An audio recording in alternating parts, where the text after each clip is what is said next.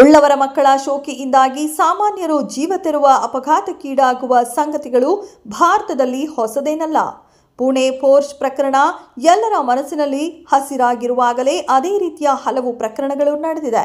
ಈ ಪಟ್ಟಿಗೆ ಮತ್ತೊಂದು ಕೇಸ್ ಸೇರ್ಪಡೆಯಾಗಿದ್ದು, ಹಾಸ್ಯ ನಟ ಬುಲೆಟ್ ಪ್ರಕಾಶ್ ಮಗ ರಕ್ಷಕ್ ಬುಲೆಟ್ ತನ್ನ ಕಾರಿನ ಶೋಕಿಯಿಂದಾಗಿ ಯುವಕನೊಬ್ಬನ ಭವಿಷ್ಯಕ್ಕೆ ಎರವಾಗಿದ್ದಾನೆ.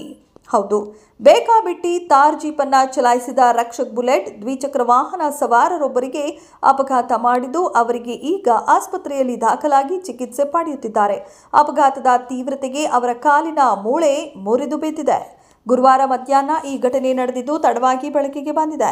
ಸುಮಾರು 12 ಗಂಟೆಯ ವೇಳೆಗೆ ರಕ್ಷಕ್ ಬುಲೆಟ್ ಮಾನ್ಯತಾ ಟೆಕ್ ಪಾರ್ಕ್ ಬಳಿ ಇರುವ ಶಿವರಾಜ್ ಕುಮಾರ್ ಅವರ ನಿವಾಸದ ಬಳಿ ತನ್ನ ಸ್ನೇಹಿತರೊಡನೆ ಥಾರ್ ಜೀಪ್ ಅನ್ನ ವೇಗವಾಗಿ ಕೊಂಡೊಯ್ಯುತ್ತಿದ್ದ. ಈ ವೇಳೆ ತನ್ನ ಪಾಡಿಗೆ ತಾನು ರಸ್ತೆಯಲ್ಲಿ ಸಾಗುತ್ತಿದ್ದ ವೇಣುಗೋಪಾಲ ಎಂಬ ಯುವಕನ ದ್ವಿಚಕ್ರ ವಾಹನಕ್ಕೆ ರಕ್ಷಕ್ ಬುಲೆಟ್ ಅಜಾಗರೂಕತೆ ಹಾಗೂ ನಿರ್ಲಕ್ಷ್ಯದಿಂದ ಡಿಕ್ಕಿ ಹೊಡೆದಿದ್ದ. ಶಿಡ್ಲಘಟ್ಟ ಮೂಲದ ವೇಣುಗೋಪಾಲ ತನ್ನ ಸ್ನೇಹಿತರೊಂದಿಗೆ ಸಾಗುತ್ತಿದ್ದಾಗ ಈ ಅವಘಡ ನಡೆದಿತ್ತು.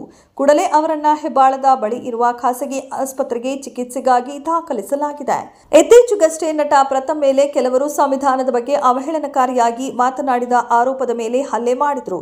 ಈ ಪ್ರಕರಣದಲ್ಲಿ ರಕ್ಷಕ್ ಬುಲೆಟ್ ಹೆಸರು ಸಹ ಕೇಳಿ ಬಂದಿತ್ತು. ಪೊಲೀಸ್ ಠಾಣೆಯಲ್ಲಿ ಮಾತುಕತೆಗೆಂದು ಕರೆದು ಮಸಿ ಬೆಳೆಯುವ ನೆಪದಲ್ಲಿ ಪ್ರಥಮ್ಗೆ ಗೋಸಾ ಕೂಡ ಕೊಡಲಾಗಿತ್ತು.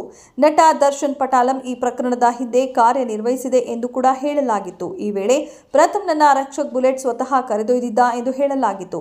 ನಟ ದರ್ಶನ್ ಫ್ಯಾನ್ ಆಗಿರುವ ರಕ್ಷಕ್ ಬುಲೆಟ್ ಸ್ವತಃ ತಾನೇ ಕರೆದೊಯ್ದು ಪ್ರಥಮ್ಗೆ ಗೋಸಾ ಕೊಡಿಸಿದ್ದಾನೆ ಎಂಬ ಅನುಮಾನ ವ್ಯಕ್ತವಾಗಿತ್ತು. ಆದರೆ ಬಳಿಕ ಸ್ಪಷ್ಟೀಕರಣ ಕೊಟ್ಟಿದ್ದ ಪ್ರಥಮ್ ಇದಕ್ಕೂ ರಕ್ಷಕ್ ಬುಲೆಟ್ಗೂ ಏನೂ ಸಂಬಂಧವಿಲ್ಲ ಎಂದು ಸದ್ಯ ಹೇಳಿಕೆಯನ್ನ ನೀಡಿದ್ದಾನೆ. ಇದೆಷ್ಟು ಈ ಹೊತ್ತಿನ ಸುದ್ದಿ. ಮತ್ತಷ್ಟು ಸುದ್ದಿಗಳಿಗಾಗಿ ನೋಡ್ತಾ ಇರಿ ಸಿರಿ ಟಿವಿ.